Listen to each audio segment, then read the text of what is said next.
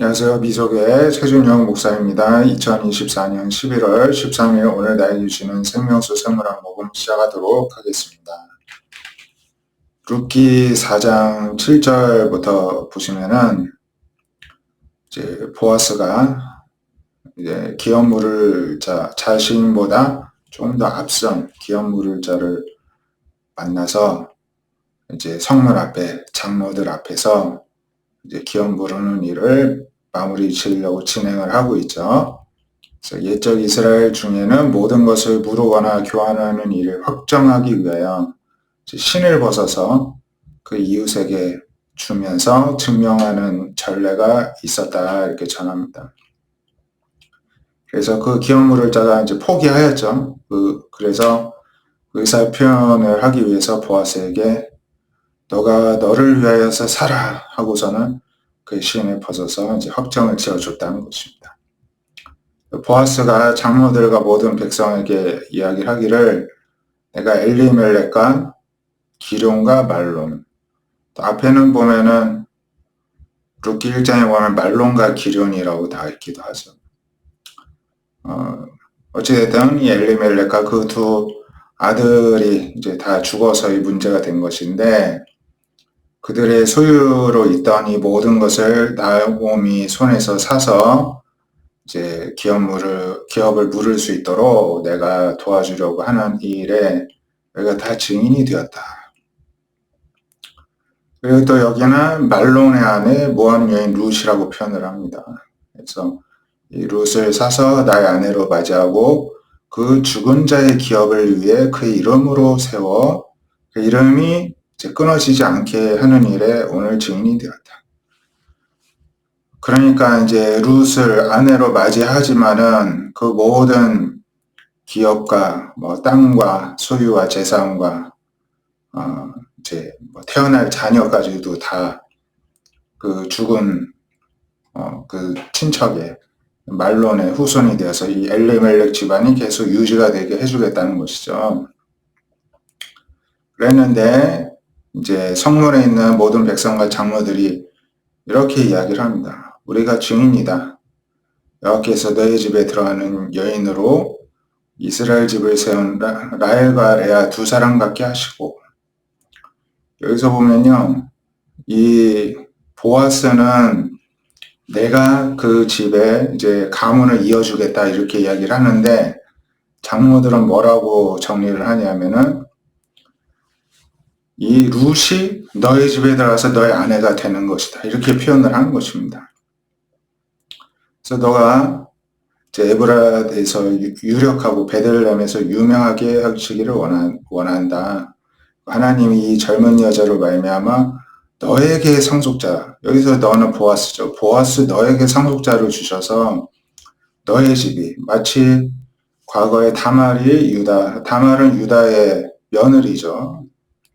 유다의 아들이 다 죽고서는 이제 후손이 끊어질 것 같았는데 이 다말이 시아버지 유다를 속여가지고 이제 베레스를 잉태를 하고 결과적으로 이 대가 이어지게 되었죠.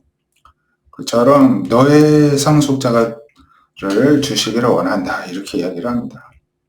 그래서 보아스가 이제 그 나오미 엘리멜렉 집을 그냥 대를 이어주는 게 아니라 이제 보아스가 룻을 아내로 맞이하게 됩니다.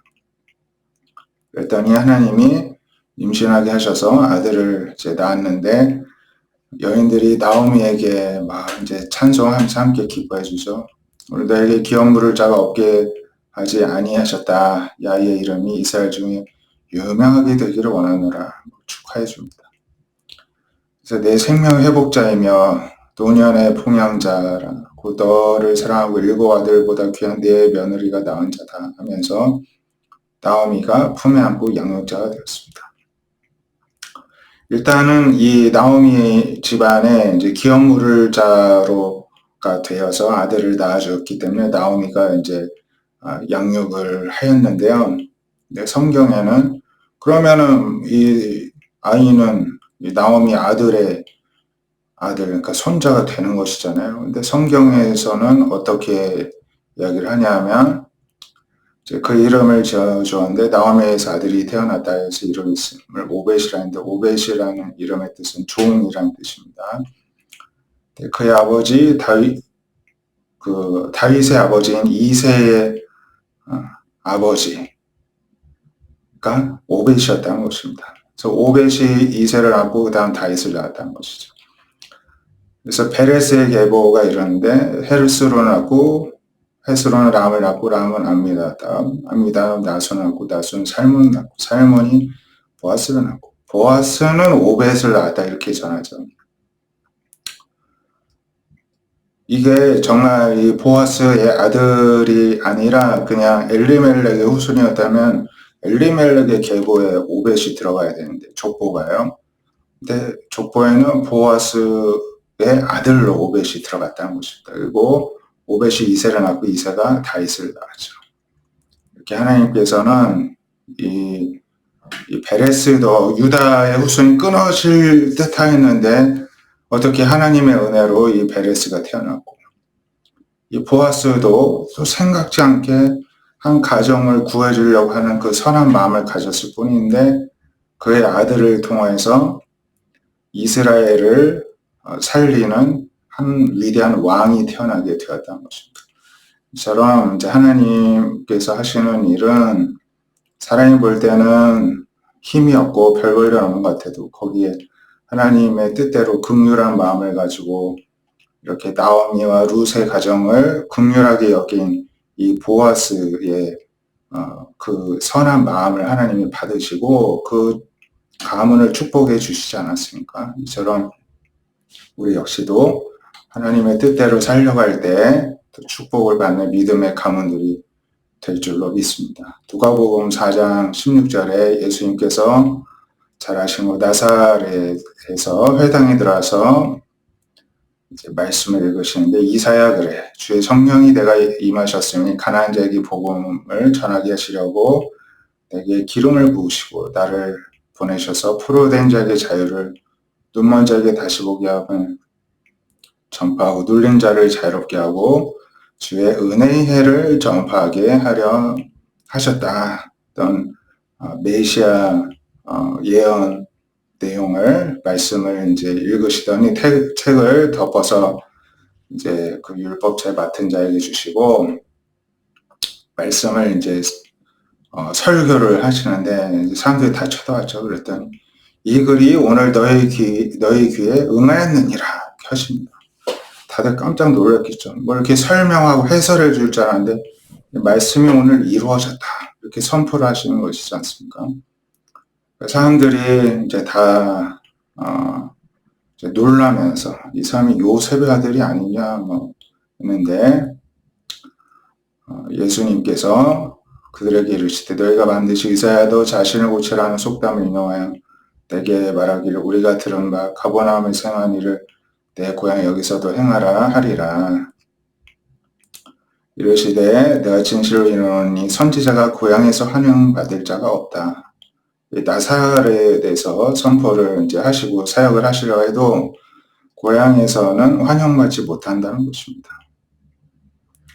그리고 엘리야 시대에도 3년 6개월 동안 흉년이 들었을 때도 많은 과부가 있어도 엘리야는 그 중에 딱 한 사람, 그 땅에 있는 한 사람이 아니라 오직 시돈 땅에 있는 사렙다 과부 한 사람에게만 이제 보냄을 받았죠. 엘리사 때에도 수많은 나병 환자가 있어도 오직 수리아 사람 나아만만 나음을 받았다는 것입니다.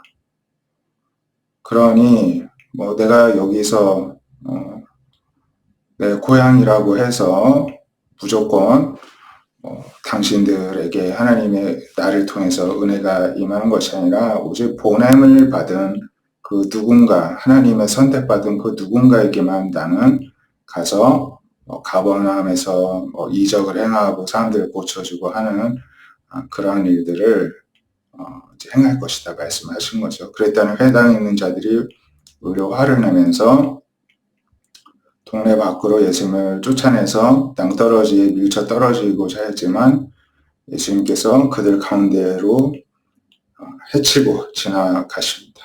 아무도 막지는 못했습니다. 어떤 그 권능과 위험이 느껴졌을 것으로 보여지는데요.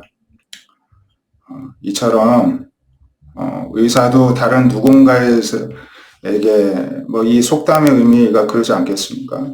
그래서 다른 누군가를 고치기 이전에 너 자신부터 오히려 온전해지고 건강해지고 나서 고치라. 이 속담처럼 다른 도시에서 생활하기 이전에 너의 고향 사람들부터 구원하라. 뭐 이렇게 이제 생각할 그 당시 속담이 그랬기 때문에 사람들이 그렇게 여기고 생각할 수가 있겠지만은 하나님의 뜻은 그렇지 않다는 것입니다.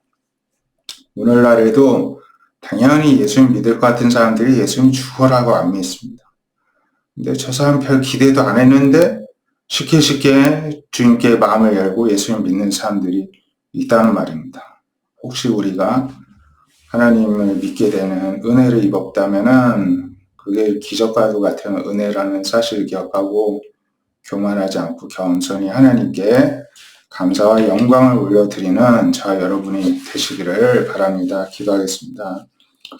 하나님께서는 보아스처럼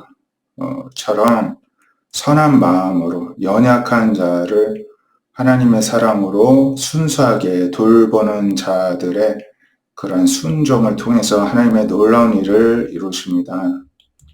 또한 이 땅에도 많은 구원받을 사람이 있지만 하나님께서는 특정한 딱 한 사람을 찾아가셔서 구원해 주시는 분이십니다. 만일 그 한 사람이 내가 되는 은혜를 입었다면은 내가 특별해서가 아니라 하나님의 특별한 은총을 입었다는 사실을 기억하고 한평생 감사하며 하나님께 영광 올려드리는 그런 겸손함과 복음의 가치를 깨달아 아는 영안의 눈을 열어주셔서 봐야 할 것을 볼 수 있는 지혜를 허락하여 주시옵소서. 믿음을 더하여 주시옵소서. 더욱더 하나님을 사랑하고 감사와 영광을 올려드리게 하여 주시옵소서. 또한 하나님 이 땅에 하나님 보실 때 얼마나 답답하겠습니까? 사람이 보기에도 답답한데 수많은 사람들이 복음을 소홀히 여기고 경히 여기는 것을 볼 때 참으로 악함과 우둔함과 또 영적인 죽음이 얼마나 심각하고 또 저주인가를 보게 됩니다. 그 모든 사람들을 불쌍히 여겨주시고 그들에게 오늘도 우리가 주님의 입술이 되어서 복음을 증거할 때 우리 주변에 있는 모든 사람들이 마음을 열고 복음을 받고 예수님을 믿는 일들이 계속해서 일어날 수 있도록 우리를 보내주시고 사용하여 주시옵소서. 오늘도 하나님께서 주실 은혜를 기대하고 사모하며 살아계신 예수님의 이름으로 기도드립니다. 아멘. 오늘도 하나님의 뜻대로 순종하는 하루 되시길 바라고요. 또 계속되는 단일 기도에도 관심을 가지고 동참하셔서 또 하나님의 은혜를 충분히 누리고 영광을 올려드리는 하루 되시기를 축복드립니다. 감사합니다.